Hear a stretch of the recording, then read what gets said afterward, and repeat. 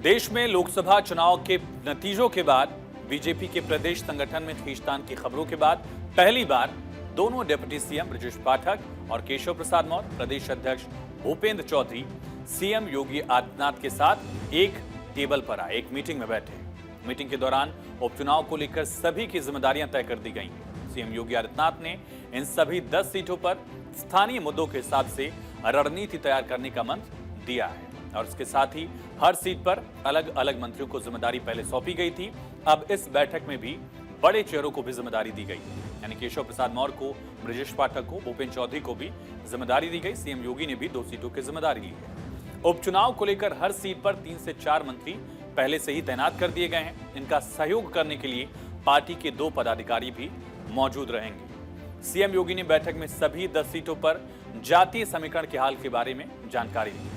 कहा कि जिन सीटों पर जिन जातियों की बहुलता है उसी के आधार पर प्रत्याशी तय किए जाएंगे। सीएम योगी आदित्यनाथ की अगुवाई में सीएम आवास पर कल शाम बैठक हुई और मंत्रियों की टीम 30 के साथ अब टीम 5 जो है वो अलग से हर विधानसभा की पड़ताल करेगी। लेकिन ये टीम 5 कौन कौन इसमें शामिल है, टीम 5 है क्या, ये समझते हैं। दरअसल टीम 5 का गठन किया गया है। कोर कमेटी की बैठक में CM Yogi Adityanath, Keshav Prasad Maurya deputy CM और दूसरे डिप्टी सीएम ब्रजेश पाठक के साथ साथ प्रदेश बीजेपी संगठन के मुखिया भूपेंद्र चौधरी और संगठन के महामंत्री धर्मपाल सिंह, ये 5 चेहरे टीम 5 का हिस्सा हैं। टीम 30 क्या है?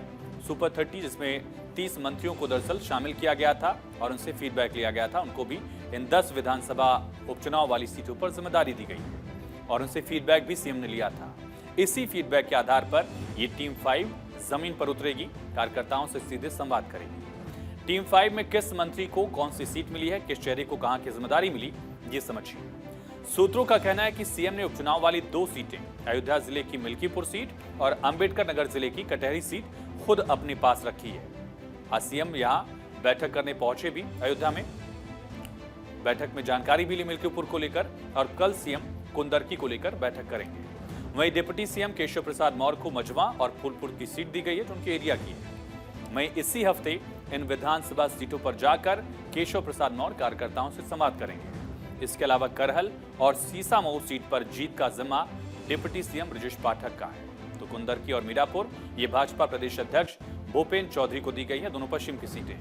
खैर और गाजियाबाद सीट संगठन महामंत्री धर्मपाल को दी गई है और ये सभी इसी हफ्ते इन सीटों पर पहुंचेंगे और आकलन करेंगे और अब तक मंत्रियों की टीम 30 से मिले फीडबैक के हिसाब से दिक्कतों को दूर करेंगे। नाराजगी जो लोकसभा चुनाव में दिखी थी उसका कारण समझेंगे और उस हिसाब से समाधान का प्रयास होगा। सूत्रों का कहना है कि सीएम के सामने उपचुनाव वाली हर विधानसभा का दौरा करके लौटी इस टीम ने अपनी फीडबैक रिपोर्ट दे दी है। इस बार इस बैठक में अब तक गायब रहने वाले डिप्टी सीएम केशव प्रसाद मौर्य, ब्रजेश पाठक के साथ भाजपा प्रदेश अध्यक्ष भूपेंद्र चौधरी और संगठन महामंत्री धर्मपाल भी मौजूद थे।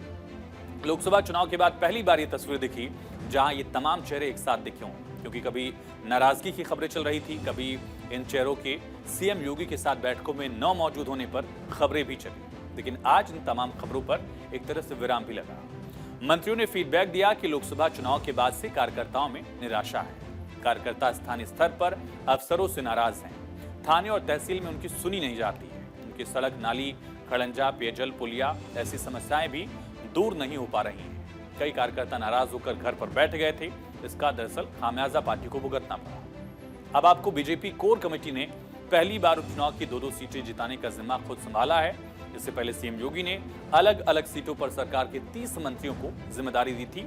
सुपर 30 टीम की बैठकें हुई थी। मंत्रियों ने जब जिलों में जाकर बात की तो कार्यकर्ताओं में स्थानीय अधिकारियों से नाराजगी और खुद का कहीं समायोजन न होने ऐसी जानकारी सामने आई थी। मंत्रियों ने कार्यकर्ताओं की समस्याओं को पहुंचाया, लेकिन उनकी समस्या को दूर करने में असमर्थता जता दी मंत्रियों ने सीएम से। इसके बाद कोर कमेटी में शामिल सीएम योगी, केशव और ब्रजेश पाठक के साथ भूपेंद्र चौधरी और धर्मपाल ने, संगठन महामंत्री जो हैं, इन्होंने कार्यकर्ताओं की दिक्कतों को दूर करने के साथ जीत का माहौल बनाने की अब जिम्मेदारी संभाली है।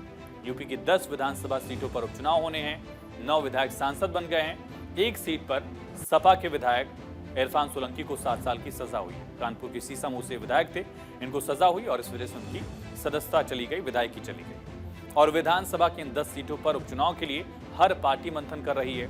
सभी के स्टेक्स दांव पर हैं। लेकिन लोकसभा चुनाव के नतीजों के बाद जो आंकड़ा आया उसके मुताबिक 8 सीटों पर सपा का पलड़ा भारी है। एक सीट पर भाजपा और एक पर अपना दल मजबूत स्थिति में है।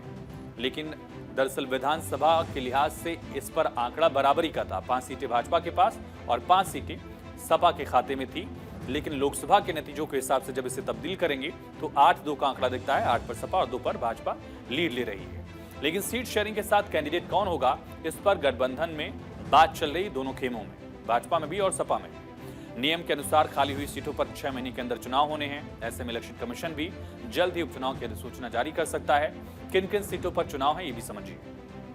करहल सीट जहां अखिलेश यादव ने छोड़ा, मिल्कीपुर जहां अयोध्या की अवधेश प्रसाद यहां से विधायक थे और उन्होंने इस सीट को छोड़ा।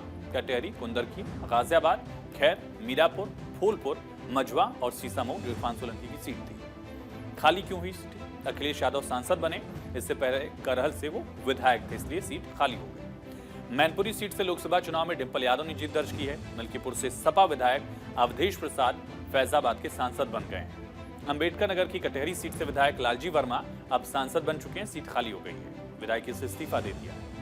संभल सीट से जियाउर रहमान बर्क ने सपा के टिकट पर जीत दर्ज की, वो कुंदरकी से विधायक थे, अब सांसद बन गए। सीएम योगी के मंत्री रहे। अलीगढ़ की खैर विधानसभा सीट से विधायक अनूप वाल्मीकि जीते वो, और जीत के साथ उन्होंने इस्तीफा दिया, सीट भी खाली हुई। दरअसल लोकसभा चुनाव में गाजियाबाद सदर से विधायक अतुल गर्ग ने जीत दर्ज की है, वो भी सांसद हो गए हैं, विधायकी छोड़ दी और गाजियाबाद की सीट भी खाली हुई। इस सीट पर 2004 में उपचुनाव हुए थे, तब सपा ने यहां जीत दर्ज की थी। यहां 2 बार से लगातार भाजपा जीत दर्ज कर रही है। इसके अलावा फूलपुर सीट पर बीजेपी सांसद प्रवीण पटेल के इस्तीफे से ये विधायक की सीट खाली हुई विधानसभा की। कटेहरी सीट से लालजी वर्मा की सीट खाली हुई, ये बताया हमने आपको। इसी तरह से मझवा सीट निषाद पार्टी के विनोद बिंद के इस्तीफे से खाली हुई। विनोद अब सांसद हो गए हैं। इरफान सोलंकी को सजा हुई, इस वजह से उनकी सीट कानपुर की सीसामऊ खाली हुई। ये तमाम सीटें जिस पर रणनीति बन रही है, 10 उपचुनाव वाली ये सीटें जिन पर जो भी नतीजे होंगे वो राज्य की राजनीति का भविष्य तय करेंगे।